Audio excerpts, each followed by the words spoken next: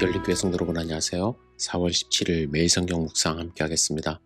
오늘 묵상할 말씀은 누가복음 23장 1절에서 12절의 말씀입니다. 함께 읽겠습니다. 무리가 다 일어나 예수를 빌라도에게 끌고 가서 고발하여 이르되 우리가 이 사람을 보매 우리 백성을 미혹하고 가이사에게 세금 바치는 것을 금하며 자칭 왕 그리스도라 하더이다 하니 빌라도가 예수께 물어 이르되 내가 유대인의 왕이냐? 대답하여 이르시되 내 말이 옳도다. 빌라도가 대제사장들과 무리에게 이르되 내가 보니 이 사람에게 죄가 없도다 하니 무리가 더욱 강하게 말하되 그가 온 유다에서 가르치고 갈릴리에서부터 시작하여 여기까지 와서 백성을 소동하게 하나이다. 빌라도가 듣고 그가 갈릴리 사람이냐 물어 헤롯의 관할에 속한 줄을 알고 헤롯에게 보내니 그때에 헤롯이 예루살렘에 있더라. 헤롯이 예수를 보고 매우 기뻐하니 이는 그의 소문을 들었으므로 보고자 한지 오래였고 또한 무엇이나 이적 행하심을 볼까 바랐던 연고로라.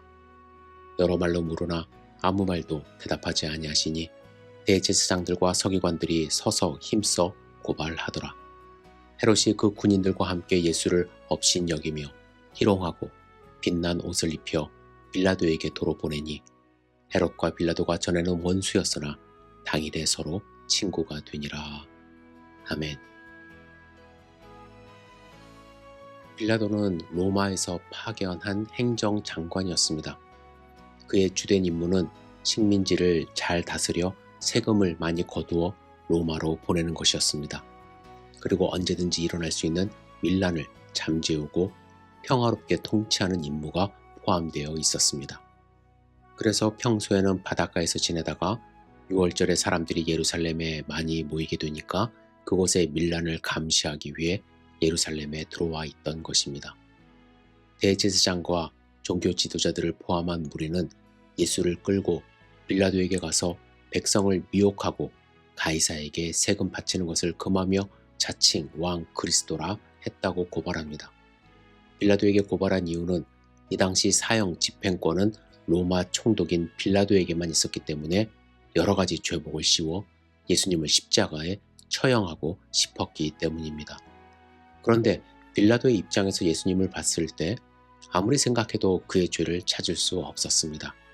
당시 가이사에게 세금을 바치는 것을 금하는 유대인들이 많았는데 그 죄목으로 예수님을 처형하면 많은 사람을 처형해야만 했습니다. 그리고 자칭 왕이라고 하는 것은 유대인의 왕이라고 한 것이기 때문에 로마 사람인 빌라도의 입장에서는 관여하고 싶지 않았던 것입니다. 또 마태복음의 기록에 따르면 그의 아내가 사람을 보내어 저 오른 사람에게 아무 상관도 하지 마옵소서 오늘 꿈에 내가 그 사람으로 인하여 애를 많이 태웠나이다 라는 말을 했습니다. 빌라도는 따라서 이 일에 관여하고 싶지 않았기 때문에 4절에 죄가 없도다고 선언했습니다.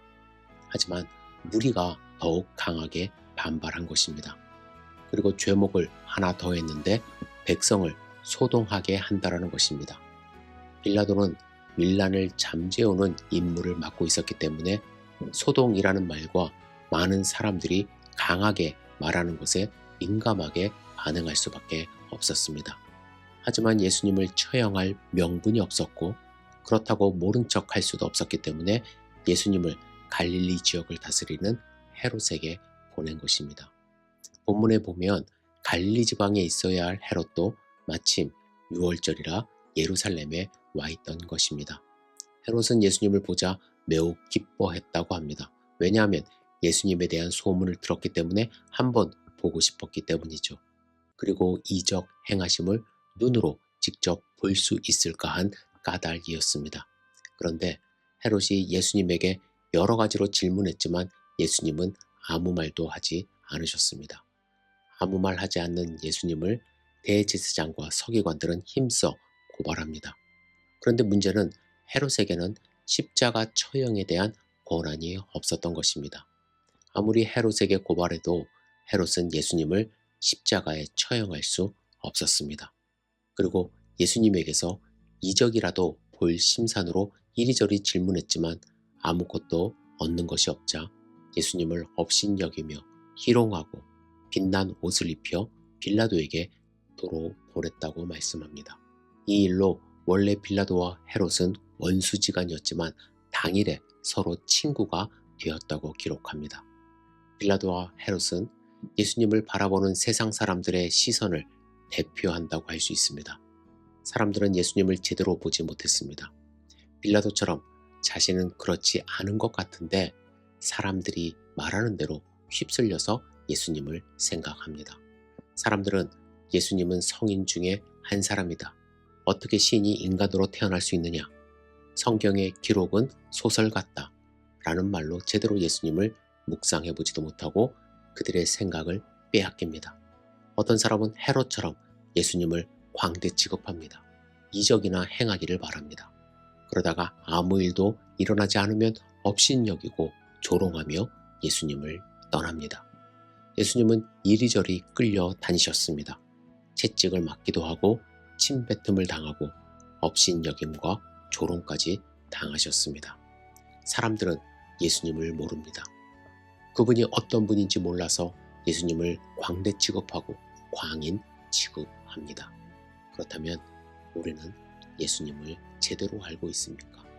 그렇다면 빌라도처럼 생각이 흔들리면 안 됩니다.